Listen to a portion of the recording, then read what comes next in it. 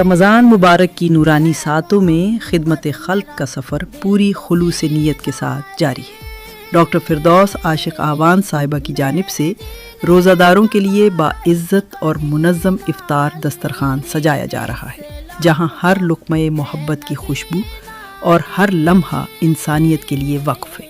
इसी मुबारक सिलसिले के तौर पर नवा रोज़ा भी खिदमत, इखलास और ईसार के जज्बे के साथ इफ्तार किया गया, जहाँ थके कदमों को हौसला और मुंतज़िर निगाहों को सुकून नसीब हुआ। ये सिर्फ इफ्तार नहीं, बल्कि दिलों को जोड़ने और दुआओं को समेटने का वसीला है।